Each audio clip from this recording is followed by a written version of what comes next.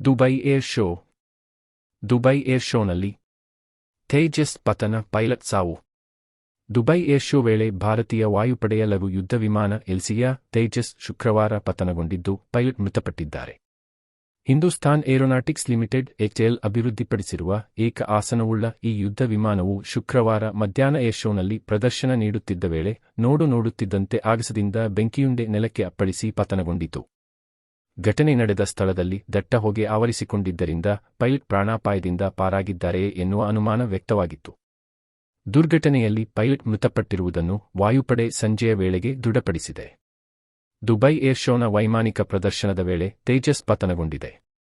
ಮೃತಪಟ್ಟ ಪೈಲಟ್ ಕುಟುಂಬದ ಜತೆಗೆ ಐಎಎಫ್ ನಿಲ್ಲಲಿದೆ. ತಾಂತ್ರಿಕ ಲೋಪವೂ ಸೇರಿದಂತೆ ವಿಮಾನ ಪತನಕ್ಕೆ ನಿಖರ ಕಾರಣ ತಿಳಿಯಲು ತನಿಖೆ ನಡೆಯಲಿದೆ ಎಂದು ಐಎಎಫ್ ಎಕ್ಸ್ನಲ್ಲಿ ಪೋಸ್ಟ್ ಮಾಡಿದೆ. ವಿಮಾನದ ಪತನಗೊಂಡ ಬೆನ್ನಲ್ಲೇ ಅಗ್ನಿಶಾಮಕ ಮತ್ತು ತುರ್ತು ಕಾರ್ಯಪಡೆ ತಂಡಗಳು ಸ್ಥಳಕ್ಕೆ ಧಾವಿಸಿ ರಕ್ಷಣಾ ಕಾರ್ಯದಲ್ಲಿ ಭಾಗಿಯಾದವು ಎಂದು ದುಬೈ ಮಾಧ್ಯಮ ಕಚೇರಿ ಎಕ್ಸ್ನಲ್ಲಿ ಪೋಸ್ಟ್ ಮಾಡಿದೆ.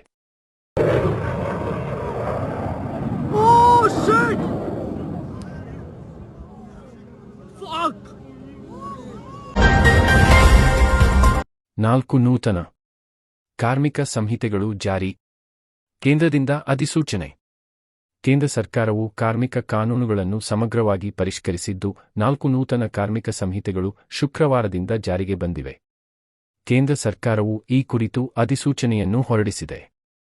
ವೇತನ ಸಂಹಿತೆ 2019, ಕೈಗಾರಿಕೆ ಸಂಪರ್ಕ ಸಂಹಿತೆ 2020, ಸಾಮಾಜಿಕ ಭದ್ರತೆ ಕುರಿತ ಸಂಹಿತೆ 2020 ಹಾಗೂ ವೃತ್ತಿ ಸುರಕ್ಷತೆ, ಆರೋಗ್ಯ ಮತ್ತು ಉದ್ಯೋಗ ಕುರಿತ ನಿಬಂಧನೆಗಳ ಸಂಹಿತೆ 2020 ಜಾರಿಗೆ ಬಂದಿವೆ. ಈ ಮೊದಲಿನ 29 ಕಾರ್ಮಿಕ ಕಾಯ್ದೆಗಳ ಬದಲಾಗಿ ಈ 4 ಸಂಹಿತೆಗಳು ಅನುಷ್ಠಾನಕ್ಕೆ ಬಂದಿದ್ದು, ಕಾರ್ಮಿಕರಿಗೆ ಸಂಬಂಧಿಸಿದ ವಿವಿಧ ಕಾನೂನುಗಳನ್ನು ಆಧುನಿಕ ಚೌಕಟ್ಟಿನೊಂದಿಗೆ ಈ ಸಂಹಿತೆಯಡಿ ಒಟ್ಟುಗೂಡಿಸಲಾಗಿದೆ. ಗಿಗ್ ಕಾರ್ಮಿಕರೂ ಸಹ ಈ ಸಂಹಿತೆ ವ್ಯಾಪ್ತಿಗೆ ಬರಲಿದ್ದಾರೆ. ಈ ಕುರಿತು ಎಕ್ಸ್ನಲ್ಲಿ ಪೋಸ್ಟ್ ಮಾಡಿರುವ ಪ್ರಧಾನಿ ನರೇಂದ್ರ ಮೋದಿ, ಅಧಿಸೂಚಿತ 4 ಕಾರ್ಮಿಕ ಸಂಹಿತೆಗಳು ಅತ್ಯಂತ ಸಮಗ್ರ ಹಾಗೂ ಪ್ರಗತಿಪರವಾಗಿವೆ. ಸ್ವಾತಂತ್ರ್ಯ ನಂತರ ರೂಪಿಸಿರುವ ಕಾರ್ಮಿಕ ಕೇಂದ್ರಿತ ಸುಧಾರಣೆಗಳನ್ನು ಒಳಗೊಂಡಿರುವ ಈ ಸಂಹಿತೆಗಳಿಂದ ಕಾರ್ಮಿಕರ ಸಬಲೀಕರಣ ಸಾಧ್ಯವಾಗಲಿದೆ ಎಂದು ವಿಶ್ವಾಸ ವ್ಯಕ್ತಪಡಿಸಿದ್ದಾರೆ. ಮುಖ್ಯಮಂತ್ರಿ ಆಗಿ ಮುಂದುವರಿಯುವೆ ಸಿದ್ದರಾಮಯ್ಯ. ಮುಖ್ಯಮಂತ್ರಿಯಾಗಿ ನಾನೇ ಮುಂದುವರಿಯುತ್ತೇನೆ. ಮುಂದಿನ ಬಜೆಟ್ಗಳನ್ನು ನಾನೇ ಮಂಡಿಸುತ್ತೇನೆ ಎಂದು ಮುಖ್ಯಮಂತ್ರಿ ಸಿದ್ದರಾಮಯ್ಯ ಪ್ರತಿಪಾದಿಸಿದರು.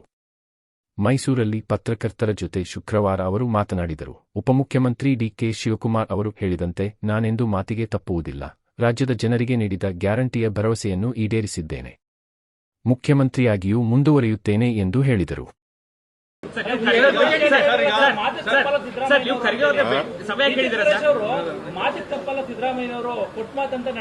ಹೌದು, ಈಗಲೂ ಮಾತು ತಪ್ಪಲ್ಲ. ನಾನು ಎಲ್ಲ ಗ್ಯಾರಂಟಿ ಯೋಜನೆಗಳನ್ನೆಲ್ಲ ಜಾರಿ ಮಾಡಿದ್ದೀವಿ.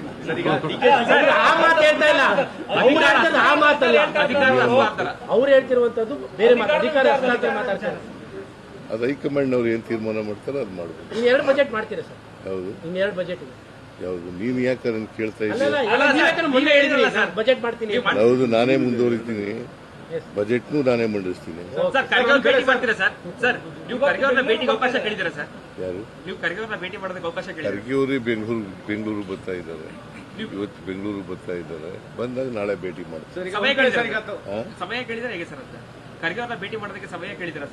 ಏನ್ ಇಷ್ಟೊತ್ತು ಗಂಟೆ ಹೇಳಿದ್ದೇನೆಯ ನಾಳೆ ಭೇಟಿ ಮಾಡ್ತೀನಿ ಅಂತ ಗೊತ್ತಾಗಲ್ಲ ನಿಮಗೆ. ಸರ್, ಡಿಕೆ ಶಿವಕುಮಾರ್ ಅವರು ಸ್ಪಷ್ಟಪಡಿಸಿದರೆ ಮಾತನಾಡಿದರೆ, ಆದ್ರೆ ಕೆಲ ಕಾಂಗ್ರೆಸ್ ಶಾಸಕರು ಪ್ರಮುಖವಾಗಿ ರಾಮನಗರದವರು ಬಹಿರಂಗವಾಗಿ ಮಾತನಾಡೋಕೆ ಮತ್ತೆ ಶುರು ಮಾಡಿದ್ದಾರೆ. ಶಾಸಕರುಗಳು ಮಾತಾಡಬೇಡಿ ಅಂತ ಹೇಳಿ ಒಂದು ಕರೆ ಕೊಟ್ಟಿತ್ತು, ಆದ್ರೂ ಮಾತನಾಡ್ತಾ ಇದ್ದಾರೆ ಅಂತ ಹೈಕಮಾಂಡ್ನವರು ಹೇಳಿದಾರಾ? ಅವ್ರು ಏನ್ ಹೇಳ್ತಾರೆ ಅದರ ಪ್ರಕಾರ ನಡ್ಕೊಳ್ಳೋದು. ಶಾಸಕರುಗಳು ಒಂದೊಂದು ಮಾತು ಹೇಳಿದ್ರೆ ಕಾರ್ಯಕರ್ತರಲ್ಲಿ ಗೊಂದಲ ಆಗ್ತದೆ ಅನ್ನೋದು ವಿಚಾರ. ಅದಕ್ಕೆ ಹೈಕಮಾಂಡ್ ಏನ್ ತೀರ್ಮಾನ ಮಾಡ್ತದೆ ಅದು ಎಲ್ಲರೂ ಕೂಡ ಭದ್ರಾಗಬೇಕು. ಶಾಸಕರು ಭದ್ರಾಗಬೇಕು, ಮಂತ್ರಿಗಳು ಭದ್ರಾಗಬೇಕು, ನಾನು ಭದ್ರಾಗಬೇಕು, ಡೆಪ್ಟಿ ಚೀಫ್. ಸಿಎಂ ಬದಲಾವಣೆ, ಬಹಿರಂಗ ಹೇಳಿಕೆ ನೀಡದಂತೆ ನಾಯಕರಿಗೆ ಸುರ್ಜೇವಾಲಾ ಎಚ್ಚರಿಕೆ. ರಾಜ್ಯದಲ್ಲಿ ನಾಯಕತ್ವ ಬದಲಾವಣೆ ಬಗ್ಗೆ ನಾಯಕರು ಹಾಗೂ ಶಾಸಕರು ಯಾವುದೇ ಹೇಳಿಕೆ ನೀಡಬಾರದು ಎಂದು ಕಠಿಣ ಎಚ್ಚರಿಕೆ ನೀಡಲಾಗಿದೆ ಎಂದು ಎಐಸಿಸಿಯ ಕರ್ನಾಟಕ ಉಸ್ತುವಾರಿ ರಣದೀಪ್ ಸಿಂಗ್ ಸುರ್ಜೇವಾಲಾ ಹೇಳಿದ್ದಾರೆ. ಈ ಬಗ್ಗೆ ಅವರು ಎಕ್ಸ್ನಲ್ಲಿ ಪೋಸ್ಟ್ ಮಾಡಿದ್ದಾರೆ. ಕಾಂಗ್ರೆಸ್ ಸರ್ಕಾರದ ವಿರುದ್ಧ ಕರ್ನಾಟಕ ಬಿಜೆಪಿ ಅಪಪ್ರಚಾರ ಮಾಡುತ್ತಿದ್ದು, ಈ ಬಗ್ಗೆ ಮುಖ್ಯಮಂತ್ರಿ ಸಿದ್ದರಾಮಯ್ಯ ಹಾಗೂ ಉಪಮುಖ್ಯಮಂತ್ರಿ ಡಿಕೆ ಶಿವಕುಮಾರ್ ಅವರೊಂದಿಗೆ ಮಾತುಕತೆ ನಡೆಸಿದ್ದೇನೆ ಎಂದು ತಿಳಿಸಿದ್ದಾರೆ.